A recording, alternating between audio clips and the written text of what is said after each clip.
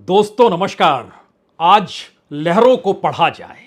ये लहर समुद्र की नहीं है जिसे पकड़ पाना किसी आम शख्स के बूते की बाहर की चीज है। ये लहरें तो राजनीति की है। मौजूदा वक्त में राज्यों के चुनाव के साथ साथ राजनीतिक लहरें कोई गिन पा रहा है या ये मानकर बैठा है कि एक तरफ बीजेपी को संभाले हुए प्रधानमंत्री नरेंद्र मोदी का चेहरा है और उनके लिए बिसात बिछाते हुए देश के गृह मंत्री अमित शाह हैं, और दूसरे तरफ तमाम विपक्षी राजनीतिक दलों का एक अलायंस है जिसका नाम इंडिया है। और राजनीतिक तिकड़मों के बीच इस देश के भीतर पहली बार कांग्रेस ने ओबीसी का सवाल इस तरीके से उछाल दिया है कि देश के ओबीसी प्रधानमंत्री के सामने भी मुश्किल आ गई है। दरअसल यह लहर नहीं है, यह तो पानी का वह उथलापन है जो दिखाई दे रहा है, और लहरें दिखाई देती नहीं है और उसे पढ़ पाना और पकड़ पाना कितना मुश्किल काम है। अब यह दो तरफा हो चला है। एक तरफ इंडिया अलायंस के भीतर वो कौन सी परिस्थिति है जिसमें तमाम छत्रपों को लगने लगा है कि कांग्रेस अगर पांचों राज्य जीत गई तो सवाल यह नहीं होगा कि इंडिया अलायंस मजबूत हो चला है, सवाल यह होगा कांग्रेस मजबूत हो चली है और आने वाले वक्त में छत्रपों को किस छतरी तले खड़े होना है यह उन्हें एक बार फिर सोचना पड़ेगा। और दूसरी तरफ बीजेपी की अगुवाई करते मोदी और शाह की जोड़ी अभी बहुत मजबूत नजर आती है। बीजेपी अपने तौर पर कमजोर हो लेकिन यह दोनों शख्स बहुत मजबूत हैं। लेकिन 5 राज्यों के चुनाव परिणाम के बाद क्या वाकई यह दोनों शख्स मजबूत रहेंगे या कमजोर हो जाएंगे? और अगर ये कमजोर होंगे तो क्या बीजेपी के भीतर कुछ मजबूत स्तंभ नए तरीके से उभरने लगेंगे जो 2024 के चुनाव को प्रभावित कर देंगे? यही वो लहरें हैं जिन लहरों को अगर सिलसिलेवार तरीके से आज आप पढ़ने की कोशिश कीजिएगा तो 5 सवाल आपके जहन में एक झटके में होंगे।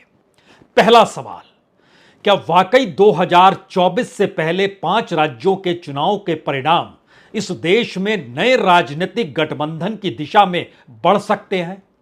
दूसरा सवाल, 5 राज्यों के चुनाव परिणाम और उससे पहले की परिस्थितियों में छत्रप कांग्रेस के साथ टकराते हुए क्यों दिखाई दे रहे हैं? तीसरा सवाल, इस देश के भीतर में जब लगातार चुनाव दर चुनाव में जनता अब सीधे मान चुकी है कि 2 ही राजनीतिक दलों को आमने सामने वह देखना चाहती है, तो ऐसे में किसी तीसरे राजनीतिक दल की भूमिका क्या इस दौर में चुनावी बिसात पर खत्म हो चली है? चौथा सवाल, क्या इस दौर में राहुल गांधी जिस राजनीतिक लकीर को खींच रहे हैं उस राजनीतिक लकीर के आश्रय कांग्रेस इतनी मजबूत हो रही है कि वह अपने बूते 2024 का दरवाजा खटखटा सके, या फिर वो इंडिया अलायंस के कंधे पर सवार होकर कांग्रेस में आने वाले वक्त की मजबूती देख रहे हैं? और पांचवा सवाल, क्या वाकई बीजेपी के भीतर इस तरीके की उथल पुथल इन 5 राज्यों के चुनाव के चलते हुए दौर से जो अलग अलग जगहों पर बगावती मूड में दिखाई दे रही है वह कहीं बड़ी होते होते दिल्ली की सत्ता को छूने की स्थिति में तो नहीं आ जाएगी?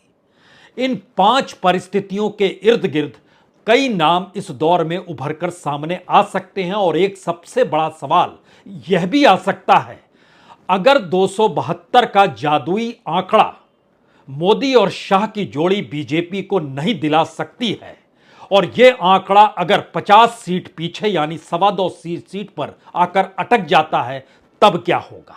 तब क्या इंडिया की सरकार बन जाएगी या एक झटके के भीतर इस दौर में जो छत्रपों की छटपटाहट दिखाई दे रही है इंडिया अलायंस के भीतर वह उछलते कूदते हुए नए तरीके से एक नए गठबंधन और नई सरकार की दिशा में बढ़ तो नहीं जाएगी?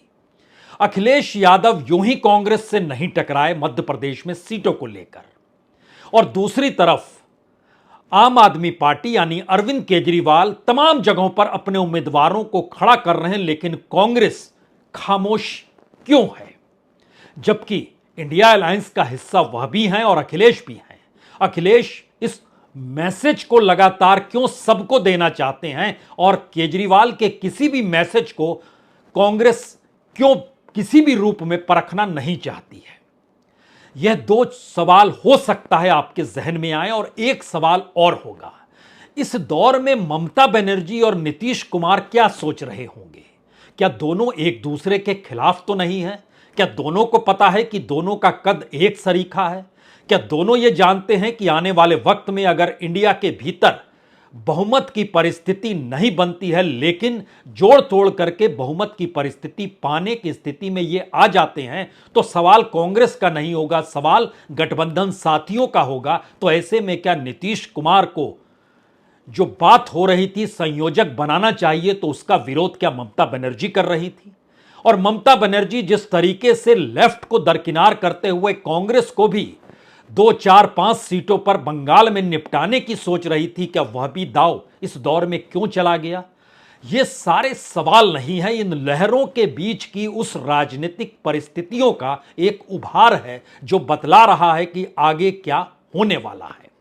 और इन 5 राज्यों में धीरे धीरे जो स्थितियां नए तरीके से बन रही है, उसमें सवाल अब तेलंगाना तक का आ गया है। क्या वाकई वहां पर केसीआर और बीजेपी अगर एक साथ नजर जनता को दिखाई देने लग रही है, तो क्या कांग्रेस वहां पर सबसे बड़ी पार्टी के तौर पर उभर तो नहीं जाएगी? हो सकता है, लेकिन आइए जरा इस देश के एक एक पन्नों को परखें। इस देश में तकरीबन 1.5 दर्जन छत्रप हैं। उन 1.5 दर्जन छत्रपों के पास लगभग 150 से ज्यादा लोकसभा की सीटें हैं। और दूसरी तरफ कांग्रेस की स्थिति इतनी नाजुक है, बावजूद इसके इंडिया अलायंस का सवाल हो या इस देश में राज्य दर राज्य चुनाव में कांग्रेस की जीत को लेकर जगती हुई उम्मीद हो, उस परिस्थिति में तमाम छत्रपों से बड़े राजनीतिक दल के तौर पर ही नहीं, बल्कि बीजेपी को खुले तौर पर अपने बूते चुनौती देने की स्थिति में क्या कांग्रेस धीरे धीरे खड़ी हो चली है? और एक बार फिर छत्रपों के सामने यह सवाल अब आने वाला है कि 2024 में अगर बीजेपी और कांग्रेस दोनों ऐसी परिस्थिति में हो जहां छत्रपों की मदद से यह दोनों सरकार बना सकती हो, तो यह छत्रप किसका साथ देंगे? एक कमजोर बीजेपी या मोदी माइनस बीजेपी का, या दूसरी तरफ कमजोर से मजबूती की तरफ बढ़ती हुई कांग्रेस का? आइए इन सवालों को एक एक करके खोलते हैं, क्योंकि हमारी टीम ने जो तमाम नई परिस्थिति इस दौर में निकाली है, उसमें पहले शुरुआती दौर में छत्रपों की स्थिति को जरा जान लीजिए। 1.5 दर्जन छत्रप हमने इसलिए जिक्र किया, नवीन पटनायक, जगन रेड्डी, केसीआर, तीनों इंडिया अलायंस में नहीं हैं, लेकिन तीनों चोरी छुपे नहीं बल्कि बाहर रहकर भी समर्थन मोदी सत्ता को देते हैं। और इन तीनों के बारे में कहा जाता है जो सत्ता में आ जाएगा उसके साथ ये खड़े हो जाएंगे। उसके बाद आइए ममता बनर्जी, शरद पवार, अखिलेश और नीतीश। इसमें से ममता और नीतीश बीजेपी के साथ लंबे वक्त तक रह चुके हैं। शरद पवार कांग्रेस से निकले हुए हैं और समाजवादी पार्टी की राजनीति उसे इजाजत देती नहीं है कि वह बीजेपी के साथ खड़ी हो जाए, लेकिन उसकी अपनी राजनीतिक सौदेबाजी इस बात की इजाजत देती है जहां बड़ा सौदा इस दौर में खेला जाएगा, क्योंकि लंबे वक्त तक सत्ता से बाहर रहने के बाद उसके भीतर भी कई संकट इस रूप में है। अगर वह उत्तर प्रदेश में बिग ब्रदर की भूमिका नहीं निभा सकती है तो फिर उसे राजनीति नहीं करनी चाहिए। यानी उसकी पूरी राजनीति कांग्रेस के ऊपर खड़े होने की है। और यह सियासत इसलिए बड़ी मजबूत हो चली है क्योंकि इस दौर में जिस लिहाज से मायावती साइलेंट होती चली गई, और यह सवाल बड़ा हो गया कि एक बड़ा वोट बैंक कहां पर जाएगा, किसके साथ जाएगा। वह अगर कांग्रेस के साथ जाता है या कोई तीसरा ध्रुव उसके बीच में से निकल कर आता उत्तर प्रदेश की सियासत में, तो उसे परखना होगा। लेकिन फिलहाल तो कांग्रेस और समाजवादी पार्टी का सवाल है, और वहां पर समाजवादी पार्टी कांग्रेस के साथ नहीं बल्कि बिग ब्रदर के तौर पे खड़ा होना चाहती है। कमोवेश यही स्थिति महाराष्ट्र में शरद पवार की है। शरद पवार भी अपने तौर पर चाहेंगे कि महाराष्ट्र में कांग्रेस उनके दिशा निर्देश पर चले, उनकी बिछाई बिसात पर चले। और दूसरी तरफ उद्धव ठाकरे की सबसे बड़ी मुश्किल यह है कि उद्धव ठाकरे अब किसी भी हालत में मोदी और शाह के साथ खड़े नहीं हो सकते। उन्होंने जिस तरीके से पार्टी तोड़ी और उनके पिता तक यानी बाला साहब ठाकरे तक को राजनीतिक तौर पर बांटने की कोशिश की। लेकिन एक सवाल यहां पर जरूर उठता है, क्या ऐसी परिस्थिति बनती है जब माइनस मोदी बीजेपी सत्ता में आने की परिस्थिति बन जाए, तब उद्धव ठाकरे उस दौर में क्या करेंगे?